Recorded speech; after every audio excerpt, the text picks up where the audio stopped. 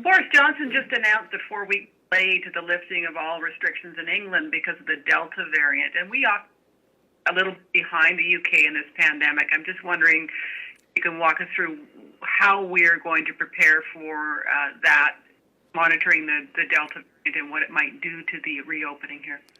Thanks, Justine. I certainly, we're focused on how we will address issues here in British Columbia, and we've been addressing those issues with guidance from Dr. Henry, so I'll ask her to comment on the Delta variant and how that's affecting our activity in British Columbia. Thank you. And yes, that is obviously a concern.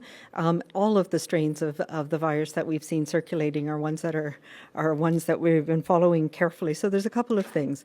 We are going back, as we have been all along, to making sure that we have strong resources to continue to follow every single case of people who are infected with COVID-19 here in BC, and we have that. So the testing, tracing, tracking that we've been doing all along it continues to be an important part of how we can reopen safely. And the second part of it is actually knowing exactly what strains are circulating in the community. And to that end, I announced last week, a couple of weeks ago, that we have started doing whole genome sequencing on every single case. And we have the capacity now at our lab at the BC CDC to do whole genome sequencing rapidly on every case. And as case numbers come down, that makes it a lot easier for us to do. So we are monitoring really carefully. And we have had some of the Delta variant, particularly there was a long-term care home where we've had an outbreak, and we've seen it being transmitted in a couple of areas in the province. But the same measures that we take to reduce transmission from any of the strains of the virus work against this variant as well. The other thing that we have going for us is the fact that we have increased the level of protection from immunization across the board. So we are in a little bit of a different place than the UK, for example, where we have very high rates even in young people. So a lot of transmission that they're seeing right now in the UK is in people in their teens and 20s and 30s. And we have very high immunization rates in those age groups already, and we need to continue to make those higher, of course.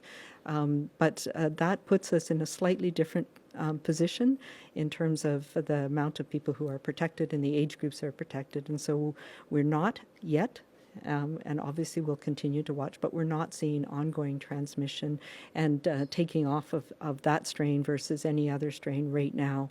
But obviously this is something we'll be watching carefully in the data in the next few weeks for sure. Follow-up, Justine? Yes, thank you. I'm just wondering, Dr. Henry, if you can talk about how important it is to have that booster shot in terms of protection from the Delta variant. I know this is still emerging, but what we understand around the difference of having that second shot and whether it's more protective.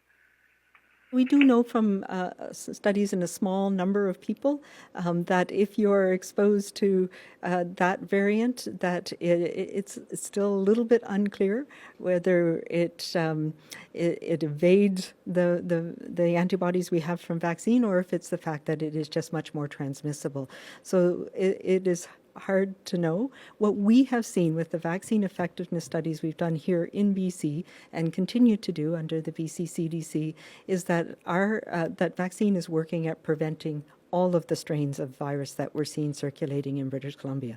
So we'll continue to watch that.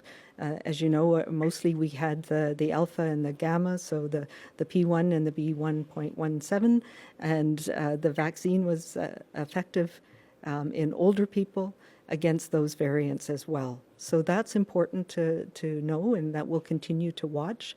And what we've also seen is that globally, with a number of different studies, it's shown that if you have a slightly longer interval, you get a stronger and longer lasting protection. So we don't want to reduce that interval too much so that we have longer lasting protection going through next fall.